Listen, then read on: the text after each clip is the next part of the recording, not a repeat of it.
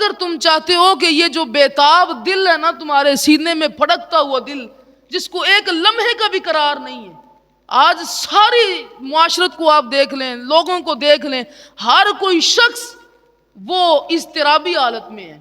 ڈاکٹروں کے پاس لائنیں لگی ہوئی ہیں کہ دل کا مسئلہ ہے، نیند نہیں آتی، دل بے قرار ہے، فلاں مسائل ہے۔ لیکن اگر دل کا قرار چاہتے ہو تو میرے محبوب علیہ الصلوۃ والسلام آپ فرمایا کہ حسد کرنا چھوڑ دو۔ جو لوگ حسد کرتے ہیں ان کے دل بھی بیتاب ہو جاتے ہیں، ان کے دلوں کو بھی قرار نصیب نہیں ہوتا۔ تو اگر آپ توجہ کریں اس بات کے اوپر، تو جو بندہ حسد کرتا ہے کسی کے اوپر تو وہ ڈائریکٹ اللہ کی ذات کے اوپر اعتراض کر رہا ہوتا ہے۔ آج میں کہوں کہ فلاں کے پاس یہ شے کیوں ہے، اس کے پاس سے چلی جائے اور میرے پاس آ جائے کہ رب نے اسے کیا عطا فرما دیا، بھئی میرا رب تقسیم فرمانے والا ہے۔